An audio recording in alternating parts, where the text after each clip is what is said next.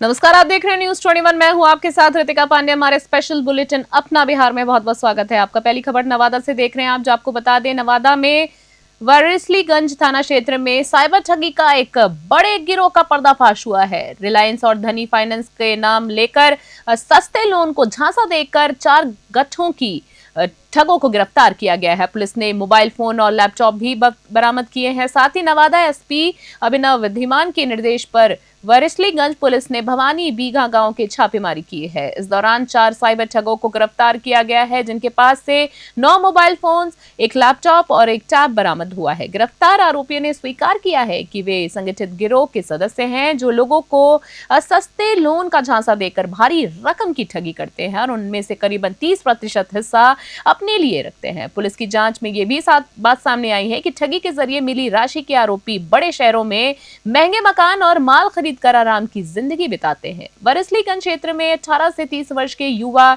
इस ठगी के धंधे में शामिल हैं। पुलिस ने अब तक सैकड़ों आरोपियों को गिरफ्तार कर इस अपराध को रोकने का प्रयास किया है। नवादा से ऋषभ की रिपोर्ट।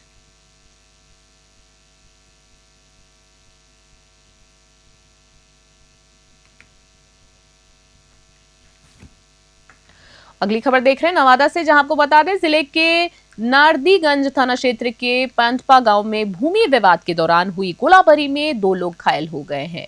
पुलिस ने छापेमारी कर 8 आरोपियों को गिरफ्तार किया है और भारी मात्रा में हथियार और गोलियां जब्त की हैं।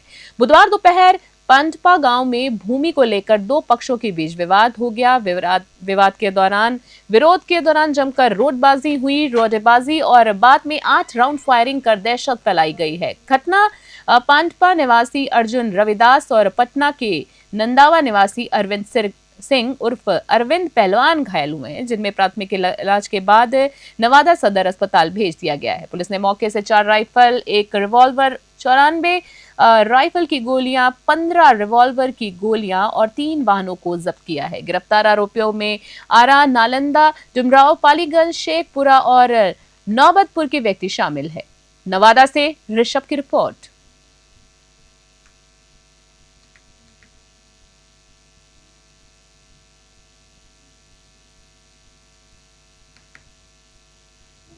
नवादा से खबर देख रहे हैं, जहां नवादा जिले में सभी थाना परिसर में डीएम रवि प्रकाश के निर्देश पर 13 मई से 24 मई तक शास्त्रों का भौतिक सत्यापन किया जा रहा है। आगामी बिहार विधानसभा चुनाव को देखते हुए इस प्रक्रिया को तेज किया गया है।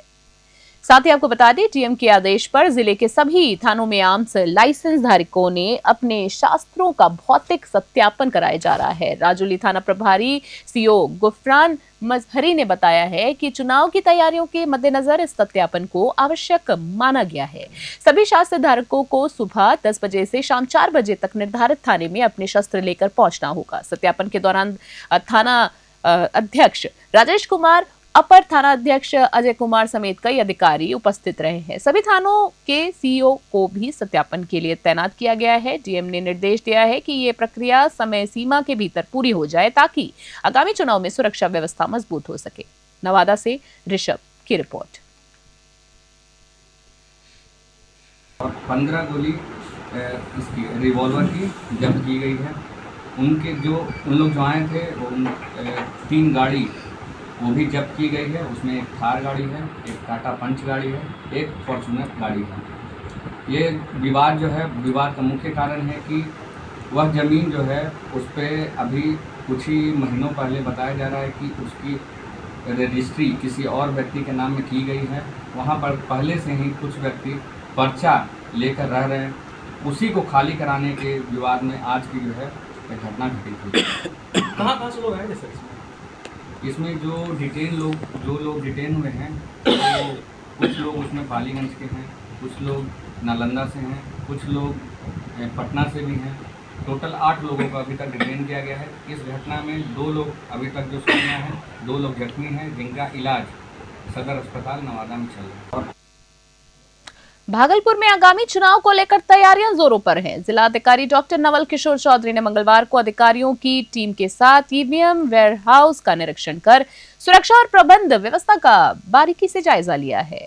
निरीक्षण के दौरान जिलाधिकारी ने सुरक्षा मानकों का कड़ाई से पालना सुनिश्चित करने के निर्देश दिए ताकि ईवीएम की सुरक्षा और चुनाव प्रक्रिया की पारदर्शिता में कोई कमी ना हो। उन्होंने साफ कहा है कि चुनाव के दौरान किसी भी प्रकार की लापरवाही बर्दाश्त नहीं की जाएगी। भागलपुर से राहिल सिद्दीकी की रिपोर्ट।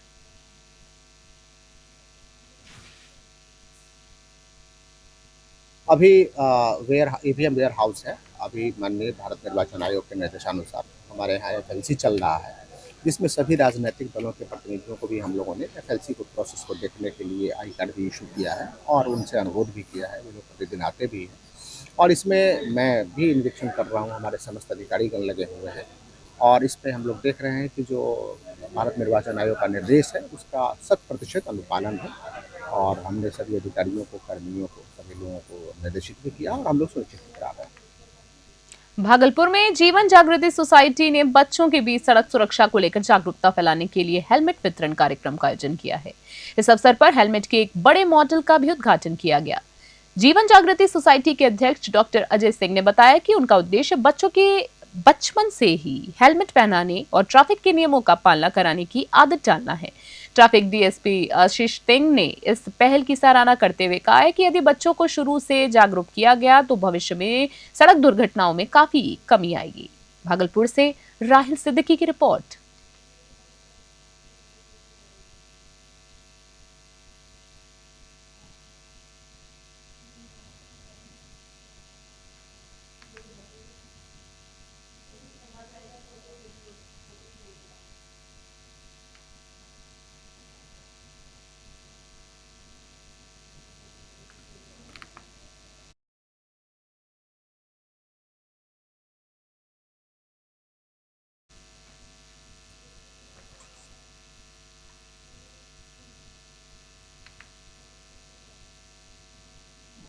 खबर भागलपुर से आ रही है, जहां पीरपैंती थाना प्रभारी नीरज कुमार के नेतृत्व में शेरमारी बाहरहाट चौक पर बुधवार को सड़क सुरक्षा सप्ताह जागरूकता अभियान का शुभारंभ किया गया है।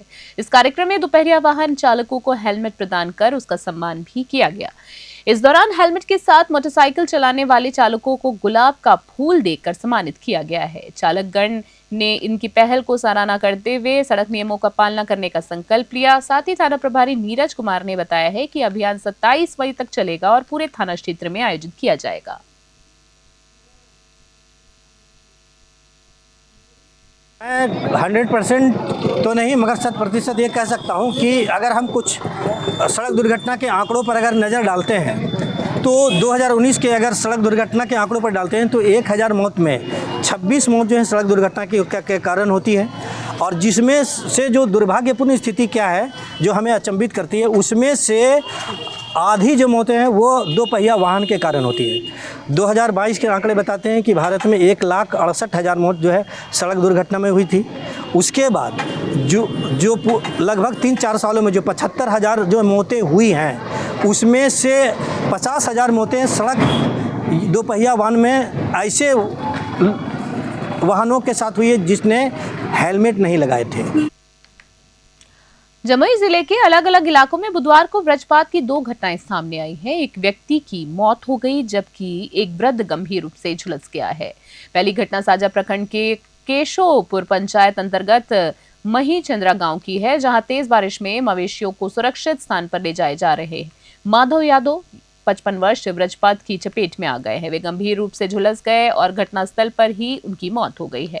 ग्रामीणों में शोक की लहर दौड़ गई है। वहीं पुलिस ने शव को पोस्टमार्टम के लिए सदर अस्पताल भेज दिया है। दूसरी घटना खेरा प्रखंड के एक गांव में हुई, जहां मवेशी चराने वाले वृद्धन यादव 65 वर्ष की वज्रपात के झटकों से झुलस गए। उन्हें गंभीर हालत में इलाज के लिए सदर अस्पताल ले गया, जहां पे प्रशासन ने प्रभावित परिवारों को सहायता देने से प्रक्रिया शुरू करने की बात कही। जमुई से धीरज कुमार सिंह की रिपोर्ट।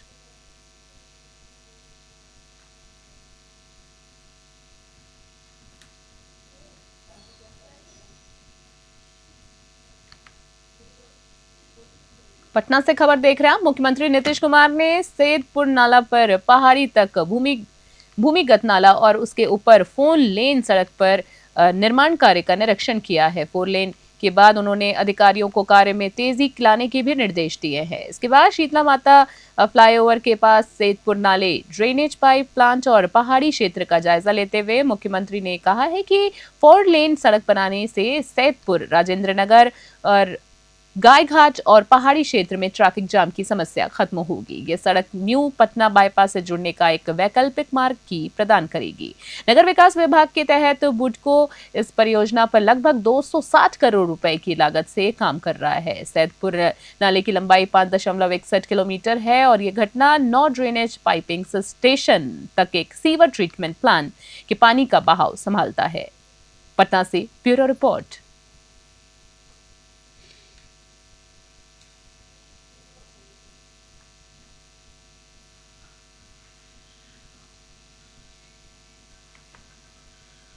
अगली खबर में कांग्रेस कार्यकर्ताओं ने प्रखंड कांग्रेस कार्यालय में भारत रत्न पूर्व प्रधानमंत्री स्वर्गीय राजीव गांधी की पुण्यतिथि मनाई है।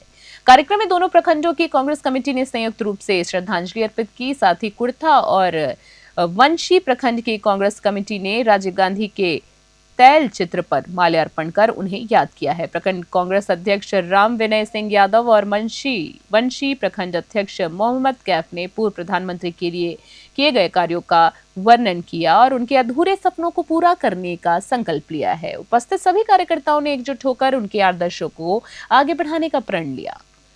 अरवल से रंजन की रिपोर्ट।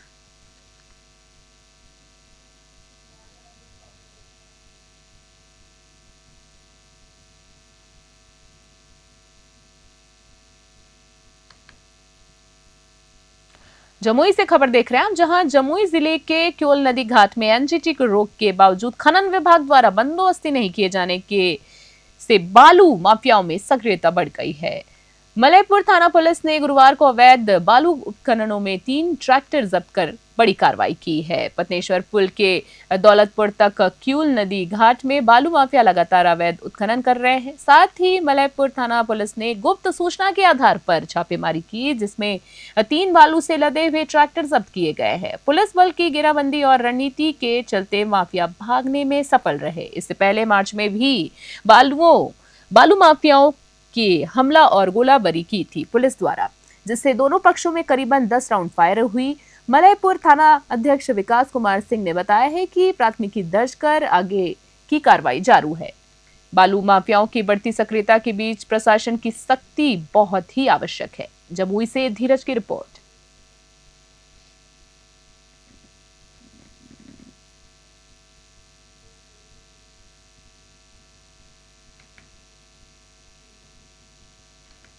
नवादा जिले के नारदीगंज प्रखंड क्षेत्र के बस्ती बीघा से ओडो रोड पर मंगलवार देर शाम हुए भीषण सड़क हादसे में 3 लोग जख्मी हो गए हैं, जिनमें से 2 की मौत हो गई जबकि तीसरा गंभीर रूप से इलाजरत है। आपको बता दें, हादसे में मृतकों की पहचान ओडो गांव निवासी रामदीन मांझी के पुत्र भोला मांझी 21 वर्ष और दिनेश रविदास के पुत्र कमलेश कुमार जो कि 19 वर्ष के रूप में हुई है। इसके साथ ही इलाज पटना के अस्पताल में चल रहा है और उनकी हालत काफी गंभीर बताई जा रही है। घटना के बाद दोनों परिवारों में मातम छा गया है और पूरे गांव का माहौल गमगीन बना हुआ है। स्थानीय लोग और प्रशासन घायलों को इलाज में जुटे हुए हैं। वहीं हादसे की वजहों का पता लगाया जा रहा है। नवादा से ऋषभ की रिपोर्ट।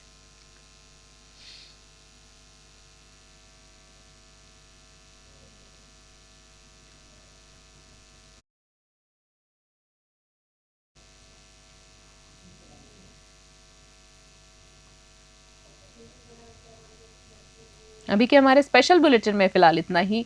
बने रहे न्यूज़ 21 के साथ।